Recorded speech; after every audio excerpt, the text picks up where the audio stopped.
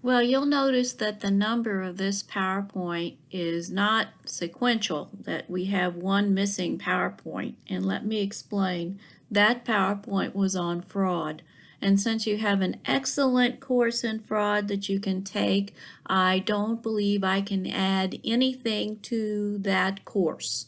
I would say, however, that fraud and the prevention of fraud is going to come up in our discussion of internal controls, and you're going to see that a good AIS system needs to create barriers to fraud. It needs to be able to find when fraud has occurred, and it needs to be self-correcting. So when we talk about controls and the different types of controls there are, we are talking about them also from a perspective of fraud, that we want to minimize the fraud that's happening within our organization. So this topic is transaction processing, and if you look in your reference book, and I'll refer to this again, it's in chapter 1 where we start talking about transactions and we start talking about documents. And I always think it's kind of strange because in your introductory class you are told things happen. You're told, oh, a check is written, we're making a payment, or we are buying something on credit, or someone is buying something from us on credit. And then you jump in and you do a journal entry. And until you get out in what I call the real world, or you start working for an enterprise, you don't realize that there's no one that's going to come into your office and tell you there was a sales transaction, do a journal entry. That's not the way it's going to happen. You have to have a system that, if it functions properly, it captures all the transactions that are happening. So you have to think of a way to do that. And then you have to make sure that every time the transactions happen, they get recorded. And the way we do this is through the use of documents. We have to have documents. So this module and this PowerPoint will talk about transactions, and we'll talk about documents. And if you were to look in your reference book in chapter 1, you would see the steps in the accounting process on page 10. The first thing they say is transactions happen, and the second thing they say is you prepare documents. What really there's not a big gap between the two. It should be something that, and when a transaction happens, a document gets created. And within the AIS, we say if there's no document, then there was no transaction. So documents become essential, and we'll talk about that at the end of this PowerPoint. So what we are going to be doing here is talking about transaction processing cycles. We are going to say, I'm going to say that there are 3 major cycles. Now there are some minor things that don't fit quite exactly into these cycles, and when we go through our transaction list, which we are going to be doing, you will see that some things don't precisely fit into those cycles. We call them administrative sort of items. But when we are doing an audit, an external audit, that is the auditors are coming into an enterprise and auditing it, or when internal auditors work within a company, they tend to put everything into these 3 categories. And so that's what we are going to do. We're going to talk also about how the cycles are related and how they have things in common. And if we talk about things that are happening, we call these business processes, we need to be able to put the business process or the thing that is happening within the enterprise that into its proper cycle. So can you put a transaction, or can you put an activity or a function into a proper cycle? And the way we are going to exemplify that is when we go through our systems understanding aid and we look at that. And we also have a quiz. Okay, so you have a quiz that is not related to the systems understanding aid to work on. What is the role of documents then in transaction processing? I said we'd talk about that at the end, but I really can't drive home enough the fact that you have to have the document. Because if you don't have the document, it didn't happen. It didn't happen because it doesn't go into the AIS. It doesn't become, either you want to call it data or information. It doesn't become that. And so you have no evidence of a thing occurring. So we have to have documents, and we have to have a system that gets all the documents in. And also they're recorded, all the attributes we talked about when we talk about good data, good information, the integrity of it. So the primary transaction processing cycles, and remember I abbreviate this as TP or TPS, is revenue. This is the buying and selling of products, providing services, related transactions there. And there's so many different companies and so many different ways in which companies have revenue coming in. I can think, for example, of financial institutions. I can also think along the lines of nonprofits where they don't call it revenue always, but it's their inflows to their enterprise, and so this gets categorized as revenue. We have expenditure, and when you think about this, of course, you're thinking about expenses, but you're also thinking about the cash outlay that occurs. When we talk about revenue, we are talking eventually about a cash inflow happening. And the inflow may be immediate, as in a cash transaction, or it could be something where an accounts receivable later turns into cash being received in. Conversion.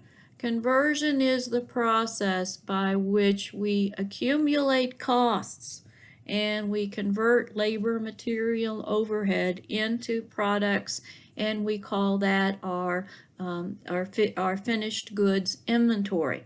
Now, when the finished goods inventory is sold, what is it? It is revenue. So we just really talk about conversion as the process of taking something and converting it into something else. And some of you are aware of this through cost accounting. So you should have had cost accounting, I believe, within your managerial class. So that is the part there.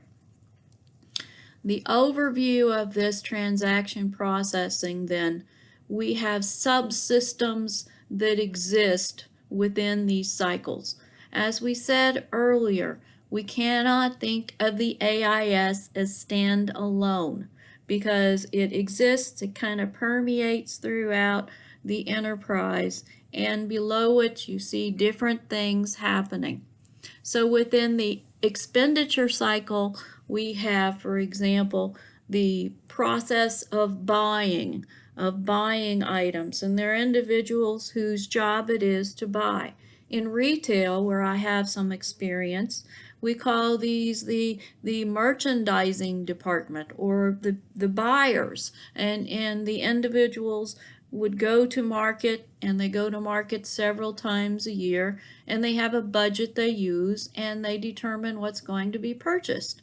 So their whole system has to feed into the purchasing accounts payable system, because what they are buying is what our enterprise, that's a retailer, is going to have to pay for.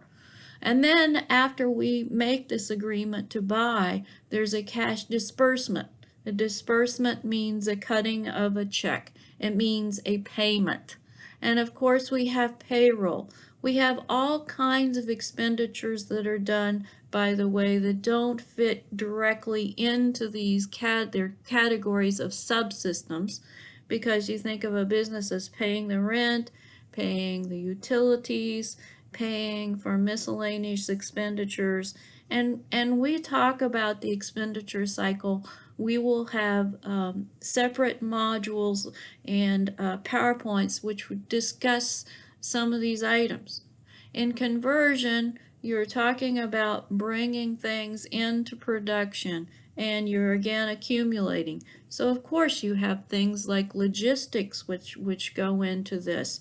You have your managerial accounting concepts of variances, and whether the item is the production is on budget or not, and where the problems are and where the bottlenecks are. So when you talk about the conversion cycle, you need to be able to also handle the management reporting associated with this.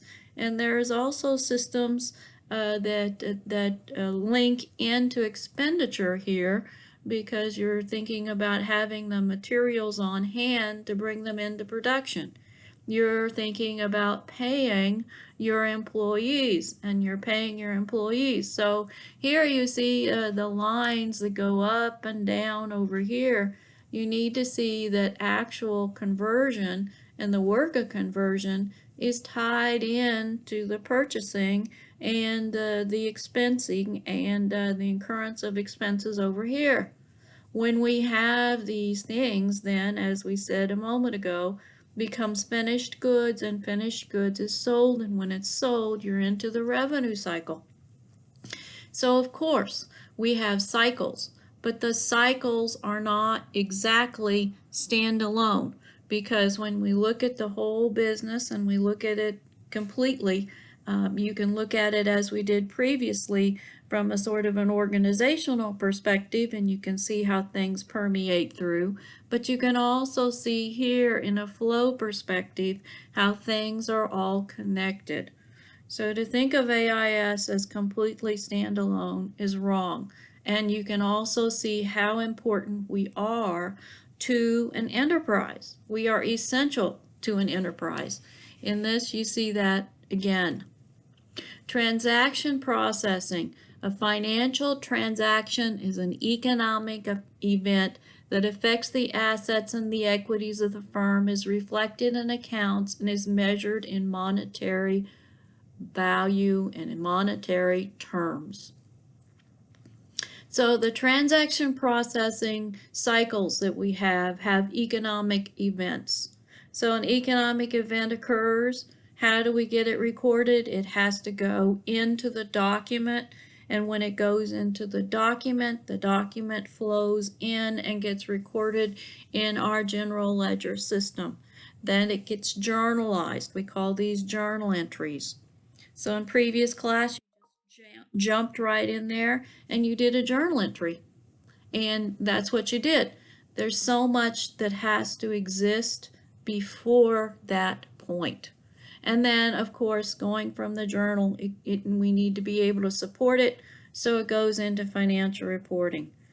When we are at the transaction processing level, and there are billions of transactions for most companies happening, when these transactions are processed, we are also communicating with external parties. How do we communicate with them? In large part, it's through documents. So if there's no document, it didn't happen. And the other thing about the documents is oftentimes the document becomes a legal document. It becomes a part of a contract between parties. So documents are essential. Transaction processing is the day-to-day operations. And when we had the pyramid earlier, we saw that it was at the bottom. It's the base, it's the foundation. You cannot survive without transaction processing. So within all these cycles then, the expenditure cycle, this is just a bit of the expenditure cycle, because on one we're talking about the purchases and accounts payable system. This becomes also a system which needs to handle all the incidental things when it doesn't just become a purchase and then a payment and getting the merchandise in. If something goes wrong, we also need to handle those things.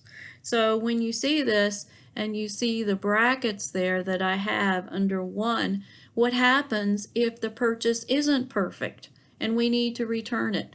Or what happens if we decide to keep it, but we want an adjustment in the price because we don't feel that it's absolutely the quality we need or the item we want? How do we fix our problems there? So we have to think through these things, and we have to come up with a system that can handle all the potential things that could possibly happen to us. Then we have a cash disbursement system. This is cutting a check. Disbursement is a fancy way of cutting a check. There needs to be a way to fix corrections because we can cut checks to the wrong people. We need to maybe reissue a check because it was lost, and we need to stop payment on checks. There's all kinds of issues we can have here. In payroll processing, we have a link in payroll that's also going into human resources. Because an individual is hired, they need to then be paid, correct? So we need to have some system there. We have links that go in also to the tax systems, and we have benefits. And at the end of an accounting period, before we do our financials, we need to do accruals. We haven't put up here the other accruals that need to happen that are associated with expenses. And so we have expenses also. So I said this listing is a bit incomplete. It is. These are the major things that we think of when we think of a system, but of course our system needs to be able to also handle expenses. So when you see expenditure, I want you to think of expenses, but I also want you to think of outlays for things that later become expenses, such as fixed assets, and that's 4. So in we purchase fixed assets, we have to think about when are we going to purchase it, who's going to authorize that purchase, and a lot of times there's a bidding process, and once we get the asset, how do we keep the asset on the books? How do we record it? It needs to have its serial number recorded. It needs to show up in our financials, and we need to have an ability to track it. And when it's disposed, it needs to be removed from the general ledger. Oftentimes there's a depreciation system that creates the journal entries off of it. So we have to have some sort of a fixed asset system in place. So all of these things and all the transactions that are associated with these processes that we have up here, and of course other expenses, need to be included in the expenditure cycle. And it's not just incurring the expense, it's actually paying for it. And that's what you have in 2, which is cash disbursements. Sometimes expenses and cash disbursements happen very closely together, but it's an important concept when we get to internal control that there is an approval to have the expense, and then there is approval to pay. So there's like a 2-step process when we're talking about most things. Within payroll, you don't have that. We'll discuss this further later on. The conversion cycle, again, is taking things, taking resources, using them, and you have logistics involved, you have research and development. There's some capital budgeting here, just like there would be capital budgeting and when we talk about fixed assets and the major purchases, say of plants and buildings and things like that.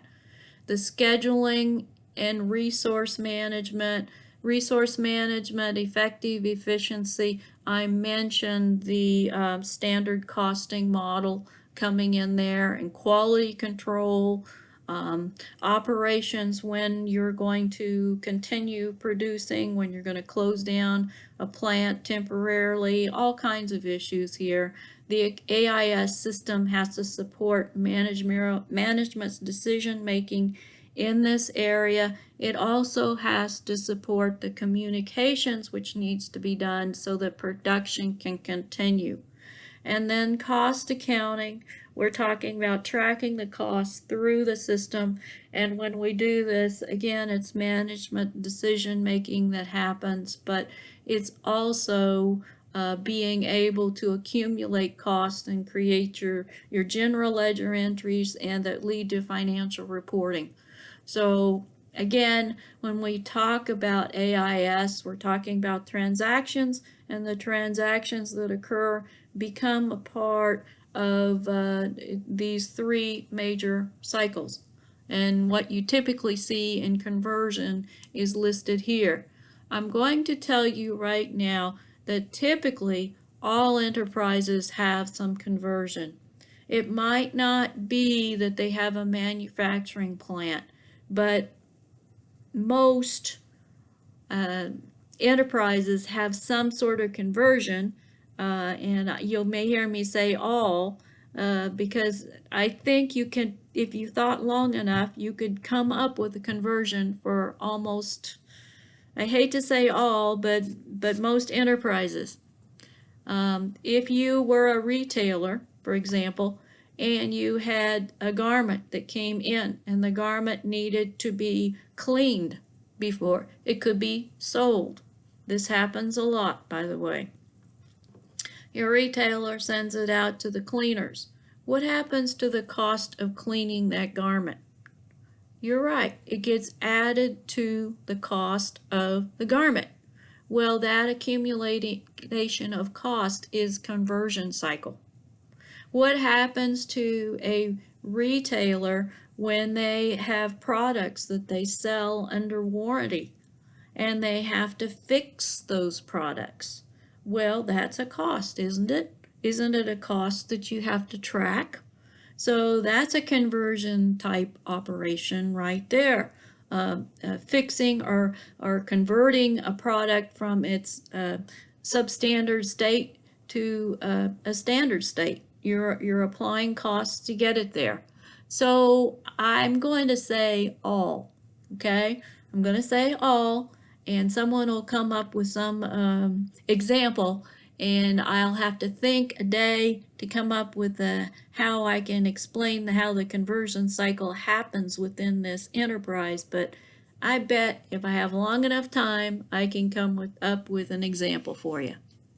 So let's say all. Let's say all have conversion, even though your Aaron's systems understanding aid is lacking there. Aaron's Ward system understanding aid. Now, within typical transactions you would have within a revenue cycle, then we included it a little further, and we're going to talk about it in greater detail. But you have to have a method to accept sales. Now, this also means you have to have a way for your customers to see what's available and to buy. And so if you have an online system and you're selling your products online, a part of your AIS needs to be that web access where the customer goes in there and looks at what's available and then makes a purchase. It has to be seamless. We don't want the AIS to just start at the point where the individual says, yes, I'm going to buy, and then the sales document is created.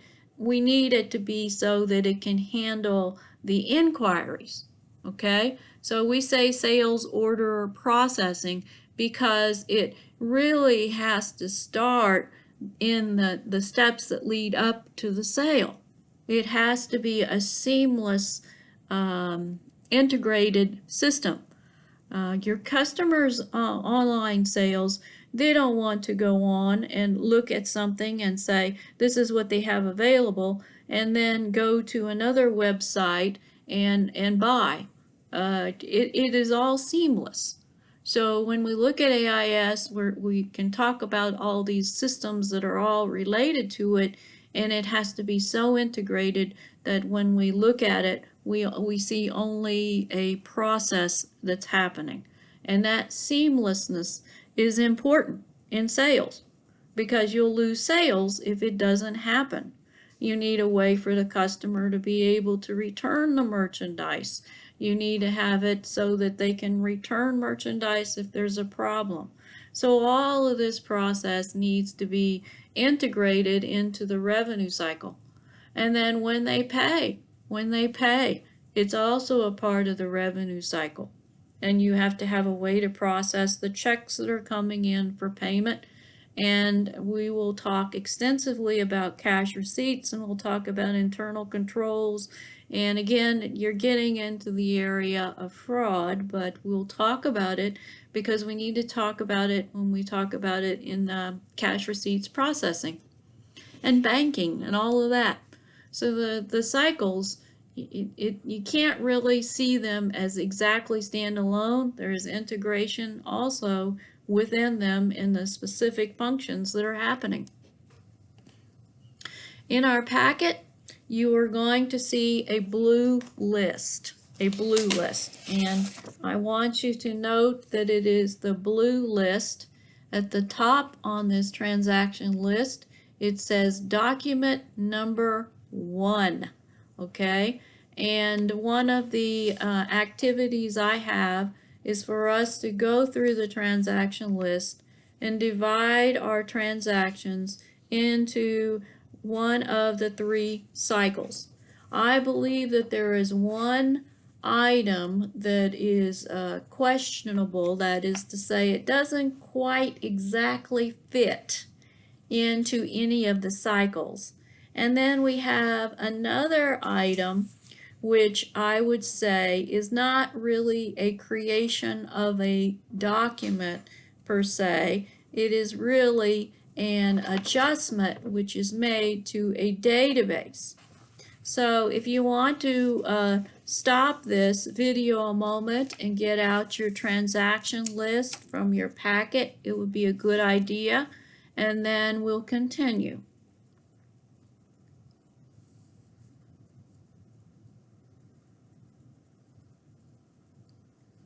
Okay, on your transaction list, I want you to note that at the very top it says December 16th through 31st, and it has a year 2017.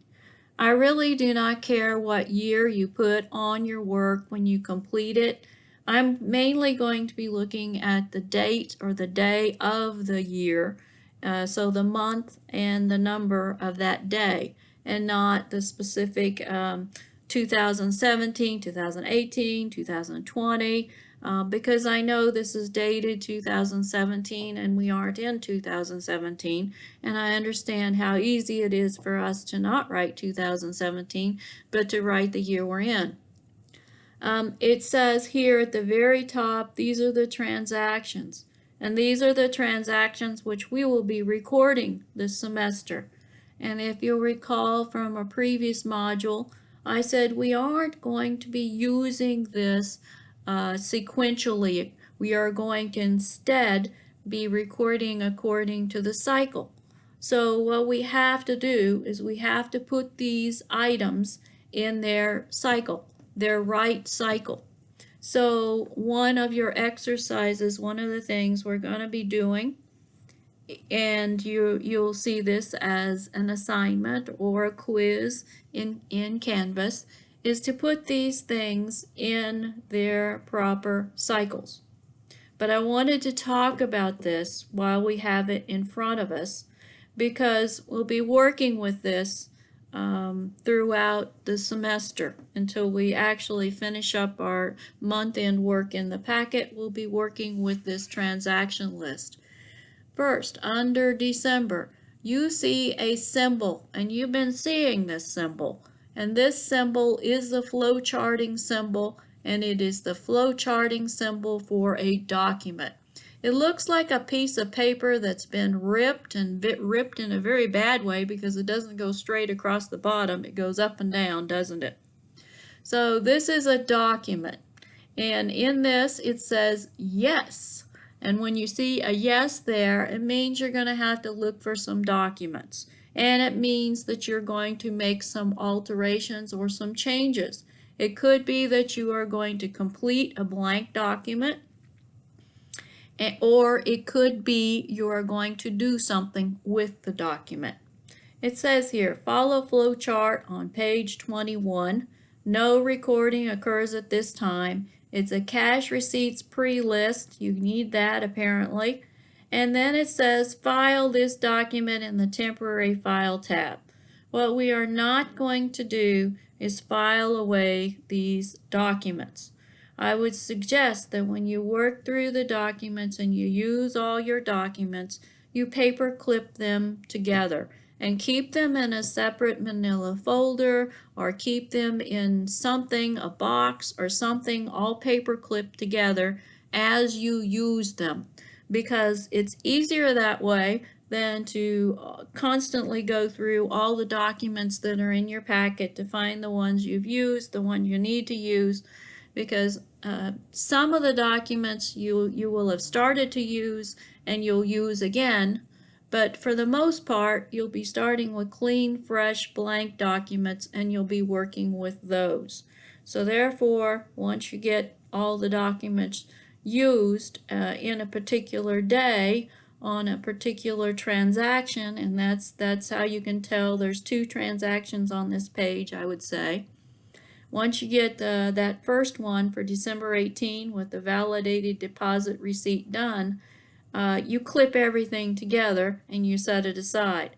And that's the process we're going to use as we go through this. So the first one, you will determine that cycle.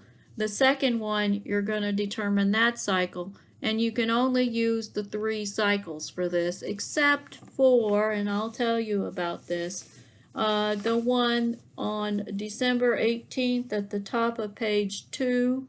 This could be said to be an expenditure cycle related to financing, but a person could also say it's an administrative function because it is really a financing, it's involved with the financing decision. It doesn't directly really fit into revenue or conversion for sure. It will have some expenditure cycle ramifications because they are taking out a note there, and they're going to have to make an outlay to pay for it, pay it off at some point, but they're also going to have to pay interest. So it's a very odd thing, is it not? Then, if you notice this thing, it folds out. It folds out, and you have to go by the page numbers to go from one page to the next. And if you were to turn over to 5, which is, if you opened it completely, it's on the very back here, on December 29th, you notice we have something happening, and we will return to that because it's going to affect us in several different ways. That's all I'll say about that right now. On page 3, we have something that at the very top it has no by the document. So most of these will say, I believe all of them except that one, it says yes, which we have documents on. When we get on page 3 at the very top, you're going to see it says no.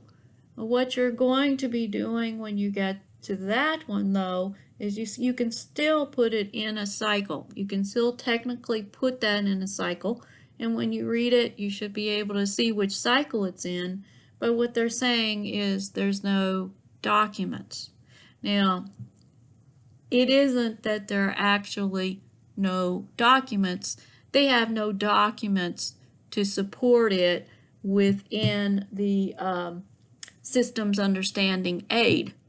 So you should have, we'll get into this, but you should have a document, and the document should be a memo form. We'll talk about that. Oh yes, I do see we have another one like that, and that is on the same page on page 3 on the 22nd, receive legal notification.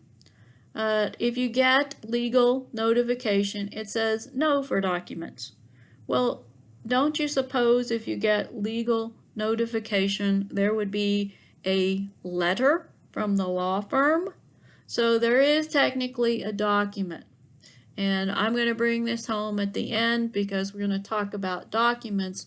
Whenever you have transactions, you need documents. Whenever you have anything in the recorded in your financial reporting system, you need documents. You need something, even if it's a memo.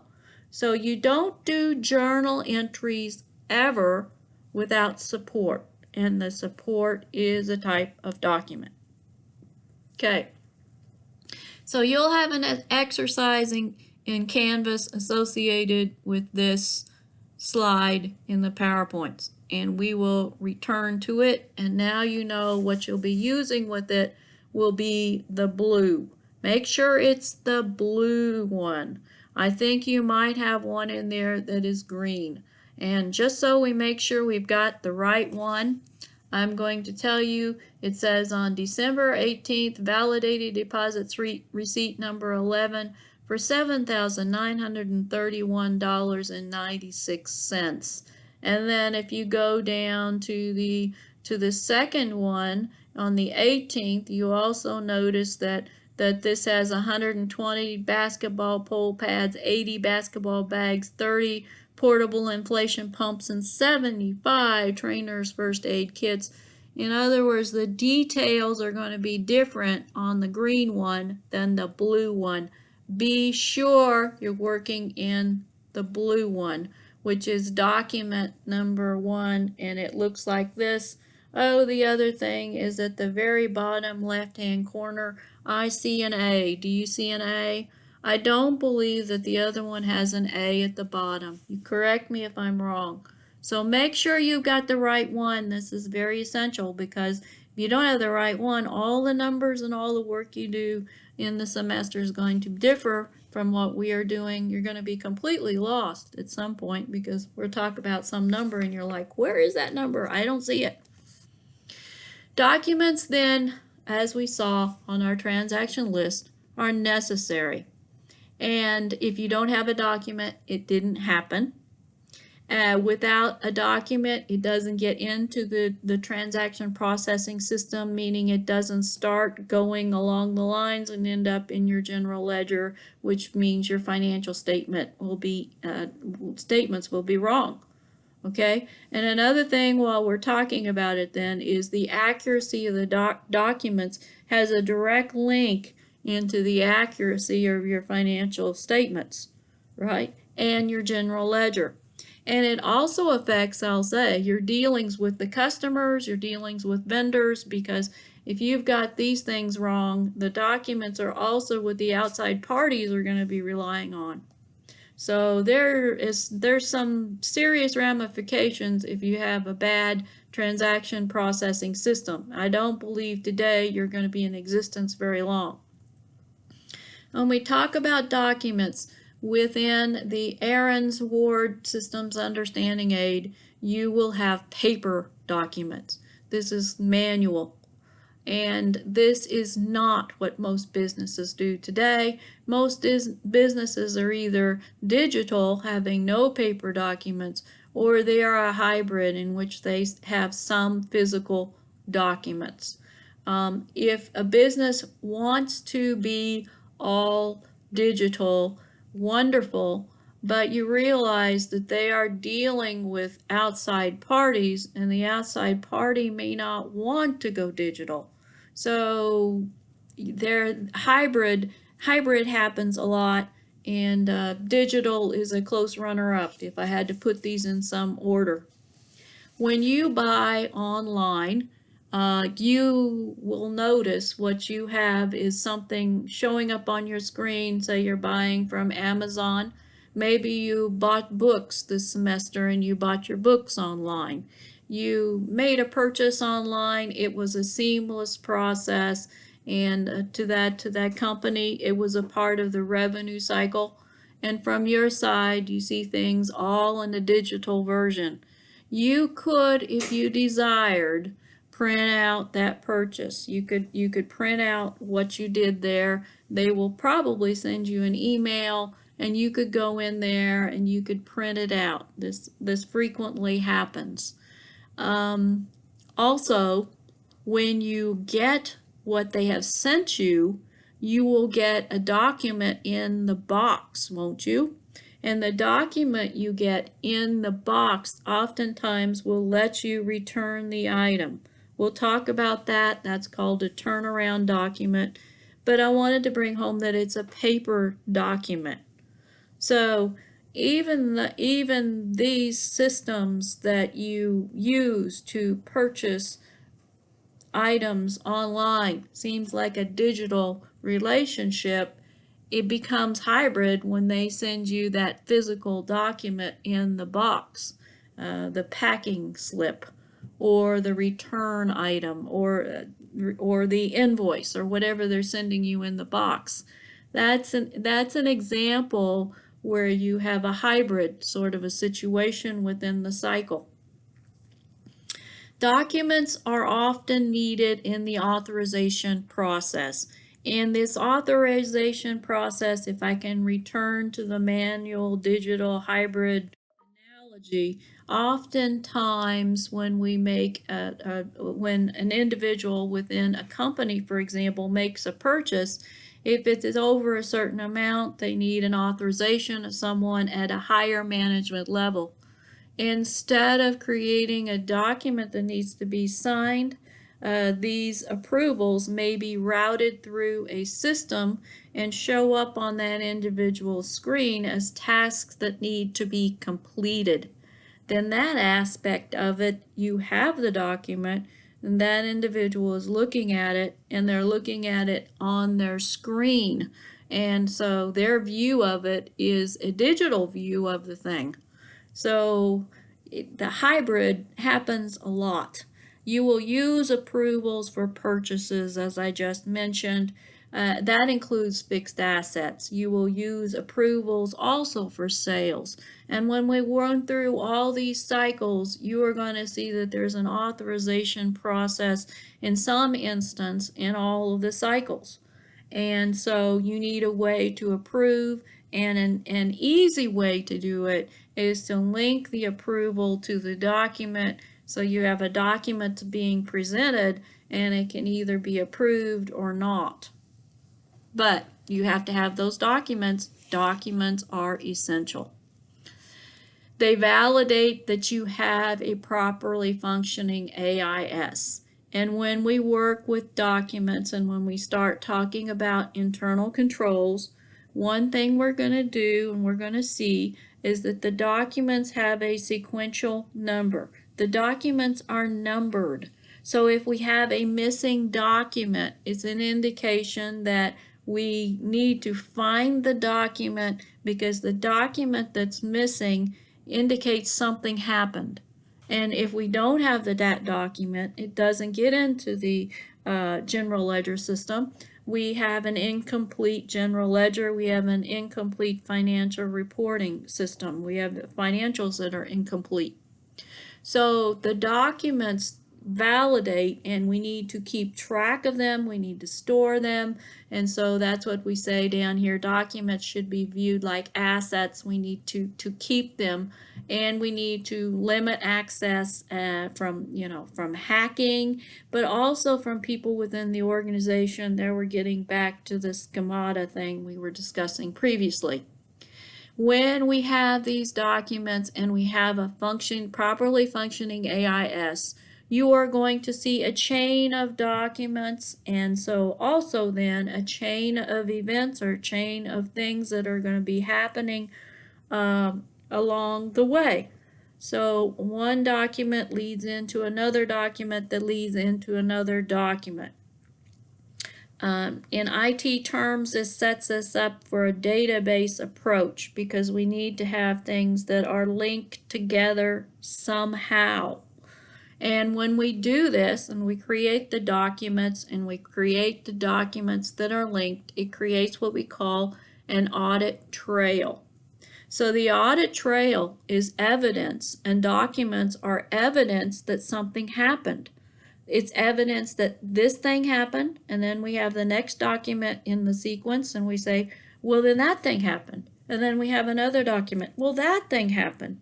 And so you follow the cycle as it goes through, and I'll give you an example. A customer purchasing something, then we have the sale document, the customer getting their bill, we have the customer's merchandise being shipped, there's a shipping document, we have the customer paying for it, we have the cash receipt coming in, we have documents all along this chain, and then we can tell how far in the chain we have gotten. Obviously, what we want to do in the revenue cycle is to convert all those sales into cash. We want the cash in. That's the end goal, right? But along the lines, things happen. And along the lines, you need to have documents that tell us those steps have happened. So what we need, how we summarize all these things, we say if you have a document, it starts the entire AIS process. Okay, in our flow charting, we're going to have what I call it is the pill symbol. It starts it all. Now, sometimes the AIS technically starts before the document happens. I'll give you that example of you wanting to know about a product. Technically, that revenue cycle happens with your customer inquiry. It could lead to a sale, it couldn't. But the document comes very close to the beginning there if there's a sale, because at that point the document needs to happen. It's almost simultaneous. Okay, it's almost simultaneous. These documents can take different forms. They can be paper documents, they can be a combination, or they can be all digital. There are oftentimes a part of the authorization process, and it's a convenient way to do it, because what we are saying is, do we have agreement this transaction should occur? There are a chain of documents that exist, and you can look at them through each cycle. These chains, and in fact your systems understanding aid will talk about that, and when we get into the cycles, you're going to see a business process, and you're going to see a document, and you're going to see what does it mean? What happened? So the audit trail is the chain of events, the chain of documents that support evidence that these things happened. They are valuable. They're valuable for so many reasons. They're valuable because, as I said earlier, oftentimes these documents are a part of a legal process. They're saying, for example, there's an offer, there's an acceptance, and then you see, well, that's a contract, right? So legally, it's important. They are important because if there's a question about something, we need to be able to get to them. And if you don't have an efficient way to get to documents that are important when you're communicating with outside parties, it's an issue. It's an issue when you go into your audit and the auditors come in and they want to see the support for your journal entries. You have to have it. It's important when you get up to the tax time and you have a tax audit. How do you support what happened? So documents become very important. They're valuable. We protect them. They're important to start the AIS, to make it happen, and we're going to talk about it in some detail when we talk about how to communicate with the documents and as a communication tool. Internal documents are the documents that are specific to our organization, that are the ones that we create. And when we create these documents, if we're sending them to outside parties, what you're going to see at the very top of it is our logo. And when we work through our systems understanding aid, there will be documents at the top, and at the top will be this Warren Sports Supply logo. And you're going to say, well, that's our document. And if they don't go to outside parties and they're just inside documents, you might not see the same formalities, but it still needs to show that it's your company document. If you have reoccurring transactions, for example, with vendors, you're buying things, you develop some sort of a standard form. Because it becomes a legal document, there are certain items that probably should be on the form, but it needs to be easy so that the parties you're dealing with can read it and there's no confusion. So if you want to buy something from another party, the other party needs to be able to see it. They need to know specifically what you're ordering and when you want it by, how you want it shipped. We'll get into this, but you have a standard form so that they understand what their side of the bargain is, right? And when you receive a document from someone else, there's a expectation that you can read it. So common courtesy, and just so that you have efficient and effective operations, you need to make it so that it's understandable. The parties can understand it. Likewise, when the person is doing the journal entry or it gets into your AIS system, it needs to be in a form that's clear so it gets recorded properly and GAAP is followed. The documents don't need a lot of irrelevant data in them, and I mean it needs to be such that a person who's doing their job can do their job easily, quickly, efficiently, effectively, whether they're on the receiving side of the document or the one that's producing it. It needs to be something that's very easy to understand. If you have two businesses that deal with each other a lot, they may be dealing with each other online. In this online situation, maybe there is a document that pops up on the screen of the other party. And the other party may have it programmed into the computer, it shows up on their screen in a certain format. So that is an example you have of a digital document and how it can be created. You have that standard form. All enterprises have source documents, the documents that come from the organization or enterprise. For example, a purchase order or them sending us a check and we get the check in, that's from them. That's their document. It would be to the one writing the check, it would be their source document. We have turnaround documents. My example of that is that box you get, and inside the box, if you want to return the item, you pick up the document that's a return, and oftentimes it's a return label that you tape back on the box and you send it back. Anyone buy your glasses from Warby Parker? If you buy your glasses from Warby Parker, they're going to send you five pairs of eyeglasses to try on, and then you return all of it back to the company. Well, the document that you get in there is going to be the shipping label that you send the stuff back with. These are turnaround documents. Any of you get bills from your utility company and they say tear off this section and send your check with it? I know a lot of you do automatic withdrawals from your checking accounts, but if you do that, you have to send off that part. The point with the turnaround document is it started with a company. It's a sales company in the case of the box you received, or it might be the utility company in the instance of you sending back your check with it. This is an example of a turnaround document because it goes to you, it turns around and comes back to the company. Starts with a company, leaves the company, come back. It's like a boomerang. It's like a thing that comes back.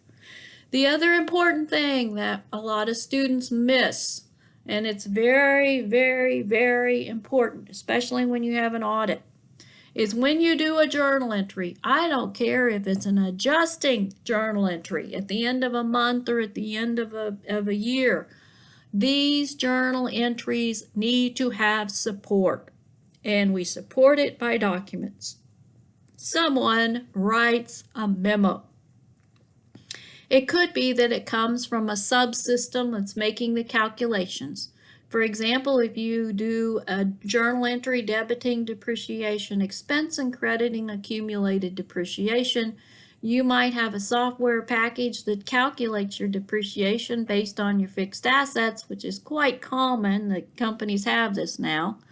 It still needs to, you still need to be able to tell where that journal entry came from. Where is it coming from? What's the source document for that? And the source document in that case would be the generation from the software system, something that generates out of it. Now the auditor may go and have to audit your fixed asset system because there's so many journal entries. Fine, but it's coming from that system. And there's some sort of a trail in it so that the auditor can look at how it's generated and they can go back to the source. So there's a document. It might be a digital type document. There's a document because there's a link back to the fixed asset system. If you're an investment house, you have revenues, you have other types of revenues coming in, say from interest. You have other types of revenue coming in, and you may have a system that generates and does accruals and all of that. You still have something there that's like a document that says where it's coming from. There are other examples. If you have to do a correction of an error, you need to write a memo. This error occurred because of this and this and this, and it links to these other documents, and we did this improperly because blah, blah, blah. Has to have support. So everything that hits the general ledger that ends up in your financial statements has support. Now you're going to say, well, what about closing entries? Well, with closing entries, you're going to assume that when you get to your ledger balances and you're closing your balance, they can still go back and they can see that what is happening with those is you are closing out the account balances. So we have to have some evidence, and the evidence is coming from the documents. And, fraud, financial reporting fraud. That's when a company fraudulently produces financials. They knowingly and have intent to deceive when they create their financials. One of the ways they do it is called top-side journal entries. And top-side journal entries are general ledger or general journal entries. General journal entries. So it's really critical that you have your general journal entries having support. And these include your adjusting journal entries. Okay, you do a bank reconciliation, you have to record something. What is your support for that? Yeah, the bank reconciliation. You reference the bank reconciliation and you discuss the journal entry somewhere. So anytime, you have a write-off of accounts, which is done, credit department tells you which accounts to write off. Well, they need to send a memo to say which accounts to write off. So transactions and entries into your general ledger financial reporting system need documents. Now, in your Systems Understanding Aid, I mentioned this previously, they are going to say that your journals are documents. I'm going to make the distinction. I'm going to say that the journals are documents. So you may work through some things and they will say that the journals are documents or include them as documents. I'm okay with that. But in this class, when you get into the lectures and I start talking about documents, I'm not talking about journals. I'm talking about the ways of communicating in these separate items. And we discussed that. In addition to that, let's go through an example here of a source document.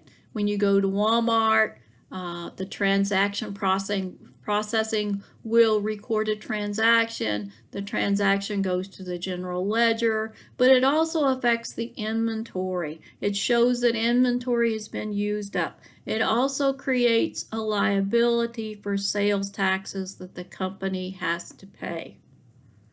And so without that creation of that sale, in this case, you get a paper document and Walmart has it in a digital format. Without that document, Walmart does not record the purchase. They don't record your purchase as a sales transaction. It doesn't get recorded. So many things are messed up there if the sale doesn't get recorded. Turnaround document, again, is your utility bill. Usually says please return with your payment. That's my example there. And this is the example I was alluding to about investment revenue having a separate system that's going to calculate accruals for you. Now, if you turn into your reference book with one which is the football, so football, and you start looking at football, I mentioned this earlier, on page 10 and then on page 11. On page 11, it starts talking about the documents, and it says a document tells us something, and how does it affect us in accounting, and how does it affect us as having a business purpose. And the business purpose is talking about how it facilitates an exchange, or how it facilitates a necessary function to the business. What it does is it shows evidence of a thing. And a payroll time card is showing some evidence of the hours and the time worked. And the supervisor agrees to it. And so the supervisor is providing support to the time card. And so together, this is evidence that you actually have an expense and that the payroll expense is for this particular employee.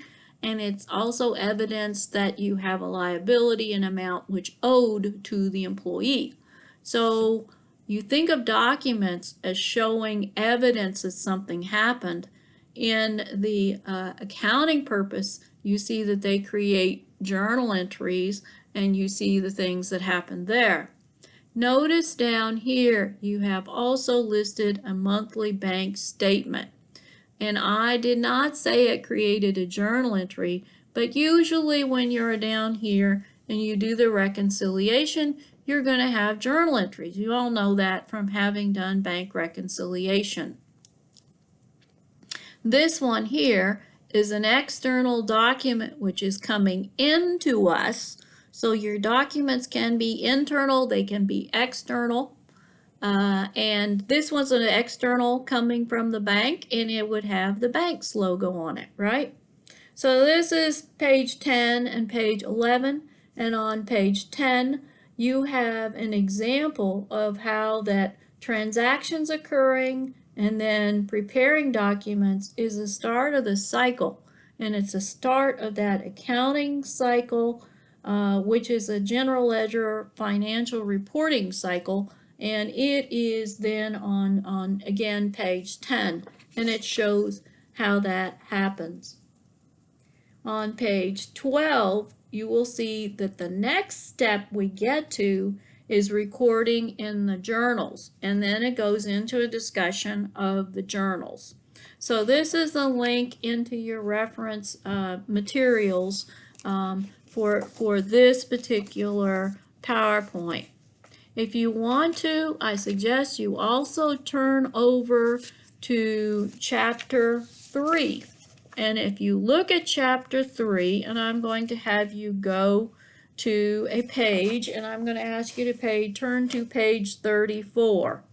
In page 34, it says actions, and then it says documents. And here, we receive the order from the customer. When we get the customer's order, this is assuming there's inquiries and all made before, if the customer decides to make a purchase, the document is called a customer purchase order. When goods are shipped, there is a bill of lading. When the customer is billed, there's a sales invoice. And now it says record in sales journal and subsidiary ledger. This is a point where I differ, because when I'm talking about documents, I'm talking about the things that look like pieces of paper that are torn at the bottom. I'm not talking about journals or ledgers. So this is where I differ a bit in when I talk about documents and when I discuss them with you. But in every chapter, when we get into the cycles, and this cycle is dealing with some parts of the revenue cycle, sales and cash receipts, we'll have this, and it will show what the document is and what the action is. And this is an expanded version of that, and it covers multiple cycles. This data which creates the documents can come from many different sources, so you don't need to think it's automatically coming from someone typing at a terminal. It can come from scanning point of sale systems, barcoding, keying in from source documents. Yes, it's possible. Scanning those source documents. It can come from data interchanges where we have computerized networks that are talking to each other. It can come from internet transactions, which you do all the time. There are many sources of documents. Banking and financial institutions have multiple ways of communicating, and that includes credit unions. So there's multiple ways in which they communicate. So the point I make here is when you may think that documents don't exist, but they exist. They don't have to be in paper form, and as I said today, most businesses actually have a hybrid sort of setup, because a lot of what they do is not paper anymore, but they can't completely go all digital.